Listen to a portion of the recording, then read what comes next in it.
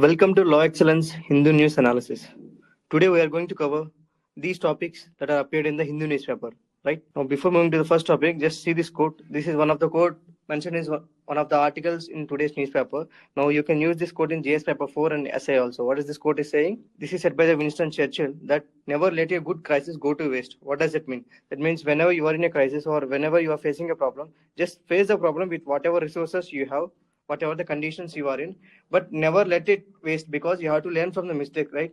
As Karl Marx said that history may repeat itself in future also. So whenever history repeats, the situation may repeat, but you can change the result. But how can you change the result? By learning from the mistakes of the past, right? That is what this quote means. Now you can apply this in multiple sectors also. For example, in disaster management in India, if any disaster comes, every disaster is a learning. So you have to learn from that disaster so that in the future you can reduce the risk of the disaster if it occurs again. Okay, like that. Now coming to the first article. Now this article is saying that do new schemes ahead of elections amount to voter bribes? Now the context of the news is that recently you know that BJP came to the power in Maharashtra and in other states. Now it has been said that in all the states just before the elections, that is few months before the elections, the incumbent governments announced certain schemes such as in this it is said that there is Maji Ladki Bahan Yojana in which it is a direct benefit transfer in which it transfer around 1500 to 2000 rupees DBT to the women.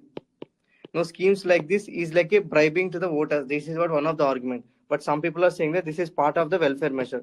Now this is what the debate. Now the debate between welfare measure and free buys is there since past 2 years. Now from the examination perspective, especially from the GS2 perspective, this is very important to discuss from the mains perspective. Okay, we will see that whether schemes like this influencing the voters, if influencing, how far it is influencing, what are the arguments and what are the arguments against this. We will look into it. Okay. Now the first question arises when schemes like this announced was: is it failure of government in providing services by constructing infrastructure such as education, health, things like that, by not able to solve these issues, they are providing directly cash to the women or population, things like that. Now, this is what the saying, but the government is saying that, or the political party is saying they are having three objectives in providing direct benefit transfer. That is economic independence for women. That they are saying that by giving money, they are independent economically. They can spend for themselves. They can improve their health and nutrition because they can spend on the food. It has been said that in any house, it is a woman who is last to eat, right? Now, because of this, they can spend on their health and nutrition by buying some things about the food and nutrition related things. Now, next important argument put forward by them is compensation for all the unpaid domestic work. Now, it is being said that women is the disproportionately doing the household work. It is being said that 60 to 70% of the household work is in the hands of the women. Now, it is based on the social and cultural responsibility given to the women. Now, to address this, it is saying that this acts as a compensation, things like that. Now, the counter arguments is that if you want to give economic independence, give employment to the women. This is comes under the alternative ways. Now, the counter people who are countering saying that if you want to give economic independence, give them employment such as MG Narega, so that they will be proud of themselves. Next, if you want to improve their health and nutrition, give them under a specific schemes such as National Food Security Act, in which it is providing life cycle approach, in which, for example, they are giving pregnant women, lactating mothers, okay, children under the 6 years of age, and after 6 years under the midday meal scheme, they are also providing this. They are providing eggs and things like that. So this is a constructive manner. You can do like that for improving health and nutrition. Now another argument is that if you are providing compensation for the unpaid domestic work, that means you are reinforcing the gender norms, stereotyping the woman is only for the expressive work, domestic work, things like that. So this is what the arguments. Okay. Now another important doubt is that what constitutes a free buys or welfare scheme, because there is a confusion. For example, it has been said that in the past in Tamil Nadu, it is said that TVs were given as a to the voters. If I came to the power, I will give TVs for every family, things like that. But it has been said that in a study, because of the TV, there a lot of awareness increased among the families, especially domestic violence and government welfare scheme, things like that. So it's a positive way in the long term. So once it is considered that TV is a free buy, but later it thinks that it really helped. Okay, so there is no proper thing that what constitutes a free buys or what constitutes a welfare scheme. Now another important thing is that some people are saying that there are welfare vulnerable sections who need some kind of money. They cannot wait till the time there is trickle down effect realizes. You know the trickle down effect, right? That means When development is happening over the time in the long term, these development fruits can be reached to the lower section of the people. But by the time there's a lot of problems, social problems are faced by this vulnerable section. Who will compensate for that? No, for that thing, it is the elections that is the time in which they are getting direct benefit transfers. Now, this is what one of the argument. Now, this article mentions certain issues in this process. That is saying that this lead to over expenditure by the state governments. For example, it is said that Karnataka's cash transfer budget for this financial is around 28,000 crores. Now, this is twice as much as union budget on midday meal scheme. Now, this is a financial burden for the states. Now, it is important to know that there is a public debt problem at the state level that is around 30%. Now, things like this will add to this. And because of these populistic schemes obligations, there is less capital expenditure at the state level. Now, another important thing is that there is a lack of evaluation of government programs systematically, because earlier you know that there is a planning commission, there is CAG. Now, all these bodies evaluate the schemes of effectiveness of the schemes particularly, but these days these type of bodies are undermined, especially in evaluating these type of welfare schemes and direct benefit transfers. Now, another important thing mentioned in this was unfair advantage to the incumbent government. What does it mean? For example, if the particular government is in power now within 3 or 4 months they are going to the elections. Now, before going to the election, that is now within 3 months, if now they are announced any scheme like the direct benefit transfer, now definitely it inclines people towards that government. Now, that is what this author is saying. Now, these are the issues. Now, we will see how far the voters are influenced based on these things. Now, how far voters are influenced? Now, in a survey, it has been said that there are voters who are saying that we voted because of these schemes. There are voters who are saying that we will take these benefits of DBT and things like that, but we will apply our mind in voting our choice. Now, there are both kinds of people. No, we cannot say that voters are completely influenced by these things. But yes, but a large section of people definitely influenced by schemes like this. Now, there is no proper definition of what is meant by the free base. But recently, there is in this context, Supreme Court said once recently. Now, it is said that free base means is a short-term measure to gain to the power. This is what free buy. This is what court said. Welfare is a measure for the vulnerable sections for ensuring social justice and needs that they are not able to meet as like a welfare state assistance, because India follows socialistic principles. This is what the difference between welfare and free pay. This is what the court said recently. Okay. Now, another important suggestion is there is a need of evaluation and regulation, because providing direct benefit transfer is not wrong thing. Because, for example, you know that 6,000 is provided under PM Kisan. If farmer is in need of credit, definitely it is good for the farmers. But how far it is effective? For example, it has been said that even money is directly benefit to the women accounts, it is being taken by the husbands and used for drinking alcohol, things like that. So they are not able to spend their money. So there is a need of evaluation and assessment of these schemes, so that it is very important. Now, next important thing you have to know about the theory of politics of poverty. Now, it is being said that poverty is perpetuated among the people. It's not because of their conditions or their inabilities. It is because of the poverty or politics of the elites. Now, they are saying that because of the frequent election, frequently they will provide some doles. Doles means that they will directly give you the fish. They don't teach you that how to fish. Now, in this way, every year they will give you some direct benefit transfer, and this creates a continuous dependency on the state. Okay. Now, this promotes dependency culture. Now, this is what the things you have to know from this perspective. Okay. Now, you can use these points such as dependency culture, politics of poverty in GS paper 2 or in your optional also, in GS paper 4 also. Okay. Now, coming to the next article. Now, this article is saying that armed insurrection to the parliamentary politics. Now, what the context of the news? Now, this article is saying that recently JVP-led National People's Power won the elections of both parliamentary and president elections in Sri Lanka. Now, this is a party that is subscribed to the ideology of left-wing revolutionary ideology. But this came to the power by embracing the parliamentary politics. Now, not only that, world over, there is a shift of political wind in which most of the insurgent groups are participating in the electoral politics by subscribing to the ideas of democracy, by relieving the ideas of insurgency. Now, this is what the context of the news. Now, author is saying that there are reasons for shifting this, and what drives this shift, and what are the consequences of it, what are the outcomes of it, how people are perceiving them. Now, this is what mentioned in this article. Now, why this article is relevant? As this article is relevant, especially from the GS paper 2, SI, GS paper 4, and if you are having optional of sociology and political science. In sociology, it is mentioned about revolutionary movements also, right? Now, how revolutionary movements can change their tactics and methods, assessing their methods, is mentioned in this article. Okay, you can use them as an example. Now, we'll look into what is there in here. Okay. Now it has been said that the reasons for shifting this political wind from insurgent politics or violent politics by subscribing to the parliamentary politics is a brutal suppression by the state. Now it has been said the state has a lot of resources. It has a military capital, equipment, international support, things like that. So in this way, it is brutally suppressing the insurgent groups. Right. Next, strategic realism. What does it mean? Now it is being said that it is practical to participate in the public politics. Why? Because continuously engaging in the warfare, what is called as protracted warfare. That means continuous warfare for a long term. This is called as protracted warfare. Remember this time it can be a keyword you can use anywhere else. Okay.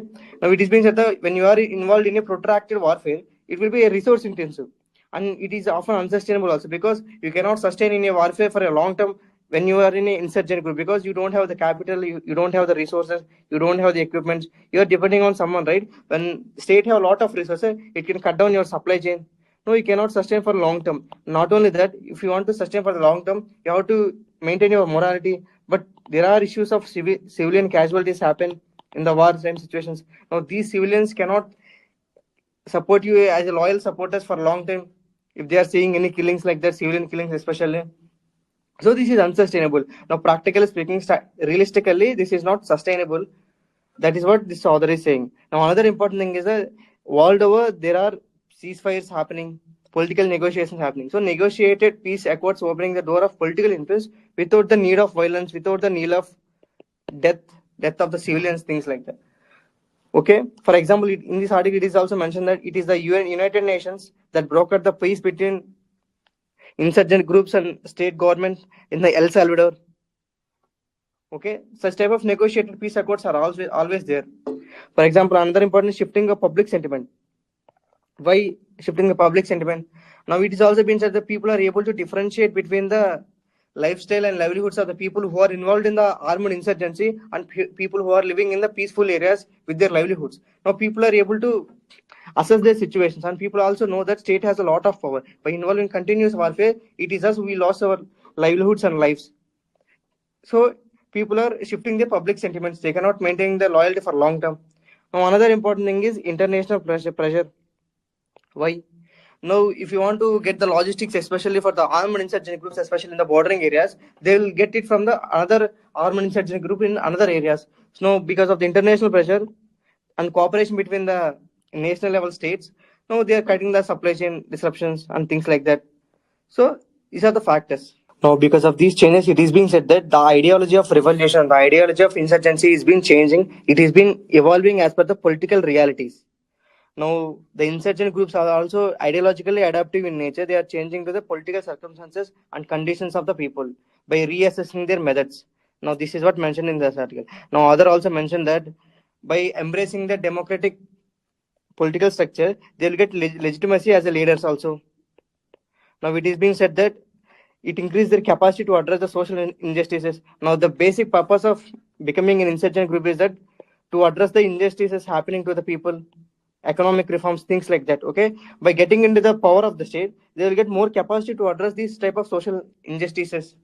Now, this is also one of the reasons.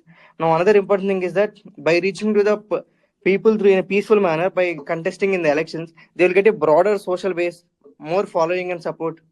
Now, for this, what they have done, they're softening its revolutionary rhetoric to appeal to a wider electorate to get larger support, right? But the thing is that whether they are remain committed to its core values of social and economic justice or not, that is very important. Because in this process of ideological adaptation, sometimes what happens is there is a co-option by the systems. Now there are many people who fought for the justice. Now in the process, they will join the politics and they will change their ideology and they will behave like a political leaders, things like that. Okay. Now this is what one of the things whether there is a ideological compromise happen or not, or it could be just seen as an ideological evolution as per the pragmatic realities. Now this is what the questions are arising. Now, other important argument is that when insurgent groups and Maoist groups are things like that, when they are embracing democracy, now it will strengthen the democracy as a political structure. And in this further lead to adoption of democratic socialism. For example, it has been said that when people adopted insurgency or violence as a theme, they think that democratic state is nothing but an extended hand of the capitalist system. This always look for exploitation of people, things like that. But now everyone understood that there are bearing the fruits of the democracy.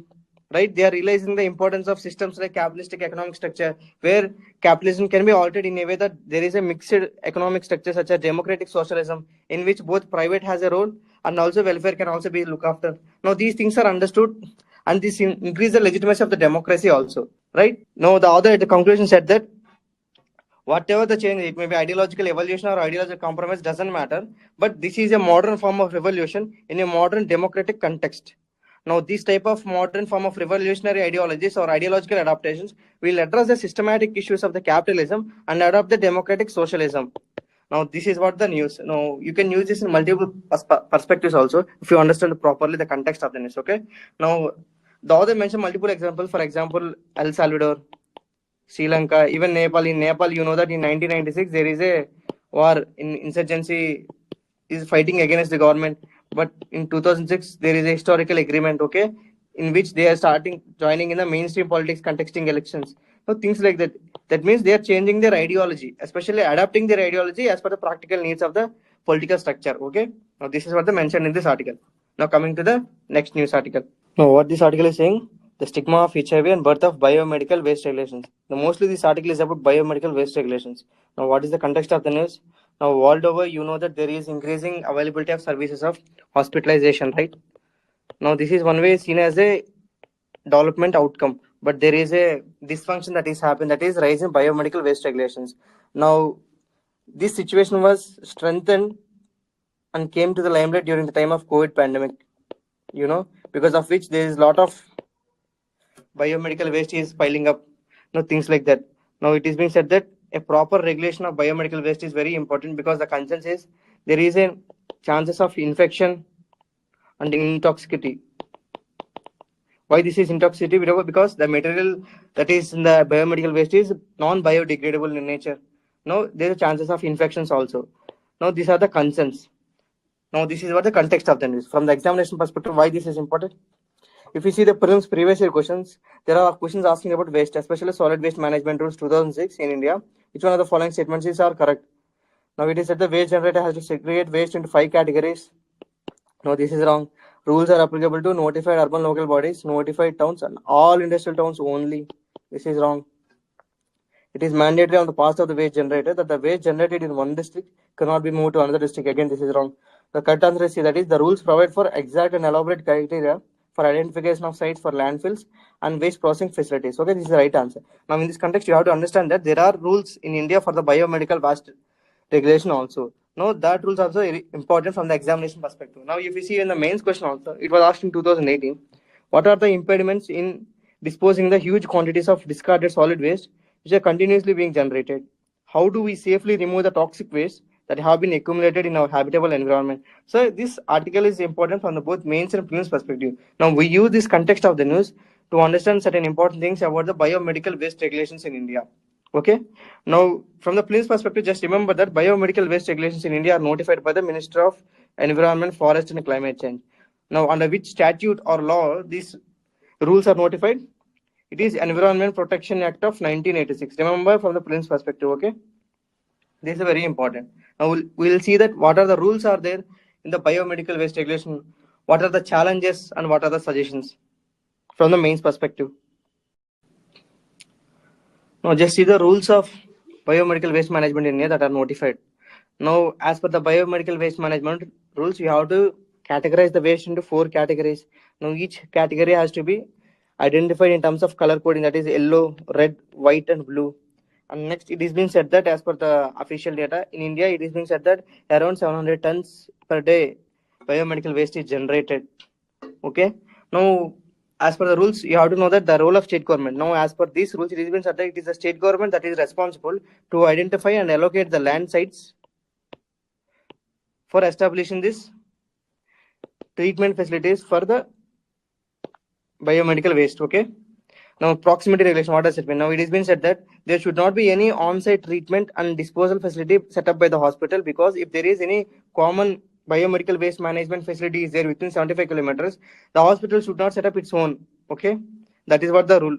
Next, the waste has to be classified into 4 categories. Just now we mentioned here, because it will be improve segregation at the source and it is easy for increasing responsibility, treatment, etc. Now, the certain goals that are mentioned in this rules are phasing out of chlorinated plastic bags, gloves, and blood bags within 2 years. Now, there is criticism. These are not completely eradicated even now. This is one of the criticism. Okay. Now, another important thing is all healthcare workers must receive regular training and immunization because they are involved in the working and handling of this biomedical waste. There are chances of infections also, right? They have to be protected, and that is part of their social security also. Okay. Now, next important thing is a barcode system for biomedical waste bags or containers. Why it is important? Because when there is a barcode system, it is easy to track. When there is easy to track, we can assess that how much waste is generated, who is generating. We can ensure that responsibility, things like that. Okay. Next, waste pre-treatment. What does it mean? It means that biomedical waste such as blood bags has to be disinfected or sterilized on the site itself so that there is less chances of infection with the people who are involved in the management of this biomedical waste also, things like that. This prevent the transfer of viral infectious diseases also. Now this has to be done as per the standards of the WHO or National AIDS Control Organization. Now why AIDS also it mentioned that because in this article it is also mentioned that because of this biomedical waste is one of the reason in which HIV is transferred. Now that is what mentioned in this article also. Next, coverage. What are the institutions that are coverage or covered under these rules? It is even the healthcare activities of the hospitals, even vaccination camps, blood donation camps, and surgical camps. All these are comes under this biomedical waste management. They have to comply to these rules when they are setting up any vaccination camps or blood donation camps. The waste generated by them should be taken along by them, and they have to deposit somewhere in nearby the biomedical waste facility treatment plant. Okay, this is what the rules. Okay. Now coming to the challenges. Now it has been said that there is a lack of segregation of biomedical waste. Now, when there is lack of segregation, now what is the reason for lack of segregation? Because it said that there are four categories. Now people while generating this biomedical waste, they don't know that what category comes under which category. Like what type of waste comes under which category. So there are different types of biomedical waste, right? Now this is one of the reasons, and this often leads to secondary infections in the humans. Okay, this is one of the challenge.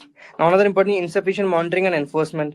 Now there is lack of strict monitoring and enforcement facilities, especially at the healthcare facilities. Now this is one of the issues. Now it is being criticized that India has a lack of inadequate infrastructure at hospital levels. Now this is what identified in COVID-19 also.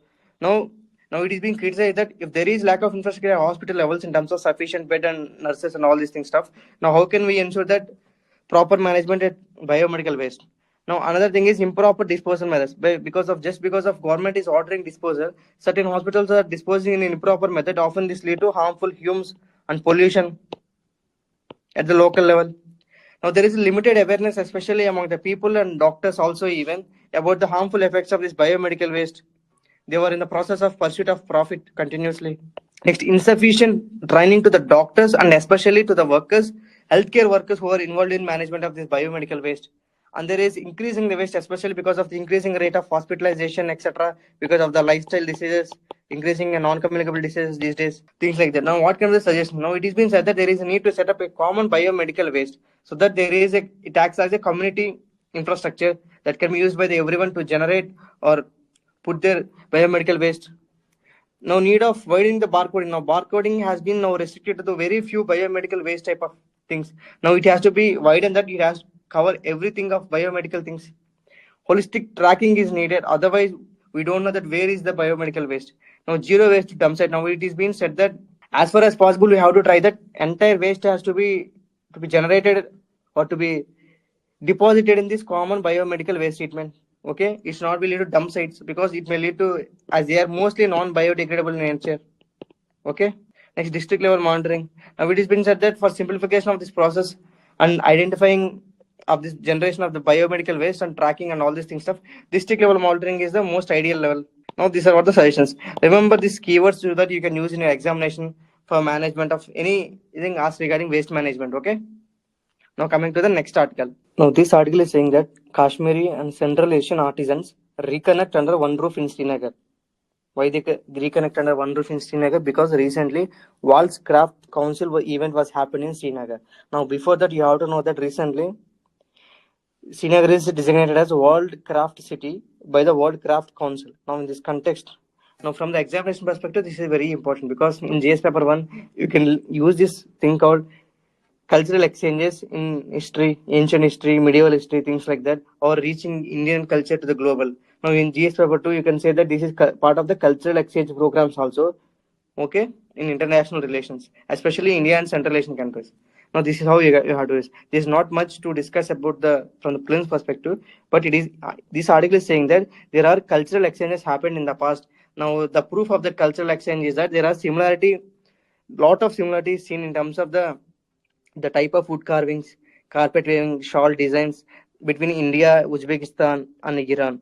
Now, another proof or thing that is mentioned in this article is that there are a lot of different types of Kashmiri carpet patterns are named after the Iranian cities such as Kirman, Tabriz, Isfahan, things like that. Now, this indicating that there is a thing called cultural exchange happen between these areas of Kashmir and Central Asian countries. Now, this is the mentioned in this article.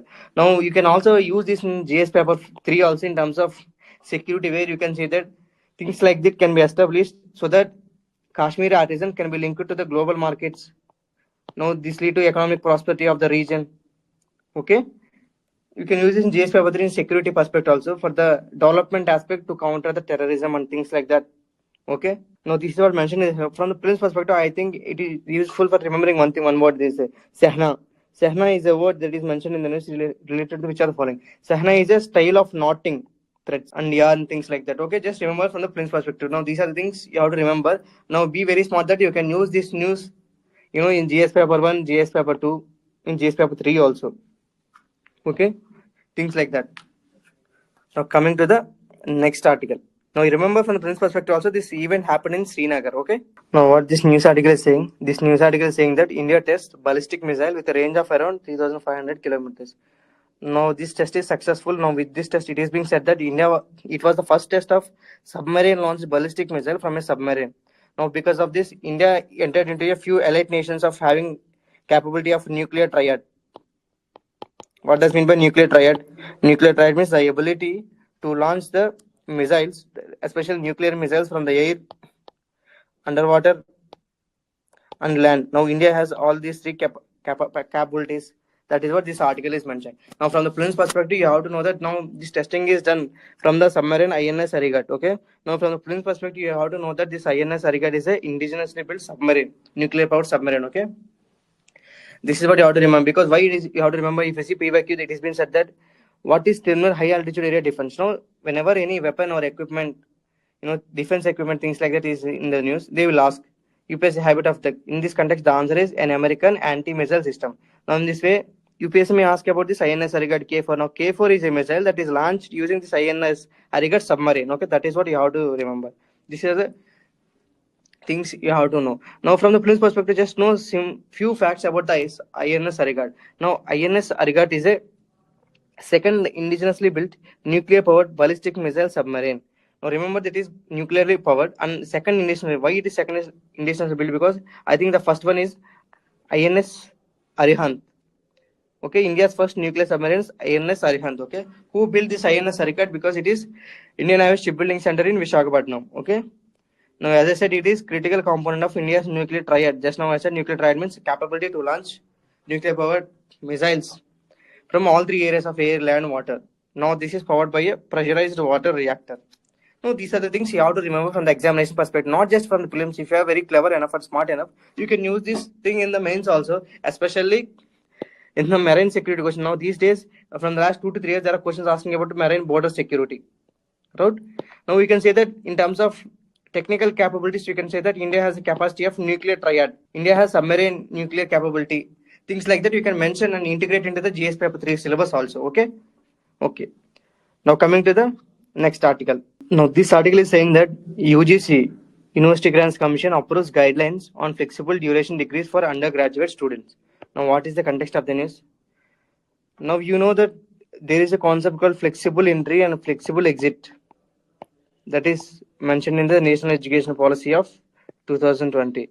Now, in aligning with this, it is being said that students have the flexibility, especially undergraduate student, to enter into any degree they want and exit with another degree. Now, this is based on the flexibility guidelines. Now, it is being said that now you can complete a degree in less than the time. For example, if there is a standard time of 4 years, you can complete this degree in 2.5 or 3 years, or you can extend the degree if you want. For example, if you are interested in the research and all, by participating, if there is degrees of 3 years, you can do it for 4 years also. Now accordingly you will get the credits. Now these credits are given as per the national credit framework. Now this is what the guideline. Now this UGC approves these guidelines and set up a standard operating procedure to implement these things. Now these things are very important, especially because when there is a flexibility in duration of the degrees, what happens? Student can pursue their interest. For example, if a student join engineering, now in the middle of the thing, he understood that this is not his or her interest. Now they can change their interest. Okay, they can join some other course also. Things like that may happen. Now in that case, this is very important. Not only that, this increases the employability because these days there is an increasing need of interdisciplinary nature. Now things like that are very important. Now how this is important from the syllabus perspective in GS paper 1, GS paper 2, especially there is syllabus topic called education and human resources. Now it is been said that in JS paper repeatedly there are questions asking about higher education. What are the challenges in higher education? What are the measures that can be there? Now in that case you can use this flexible duration degrees as one of the suggestion or measure in JS paper 2 whenever a question asking about higher education or increasing employability, things like that. Okay. Now that's all for today. Thank you. Have a nice day.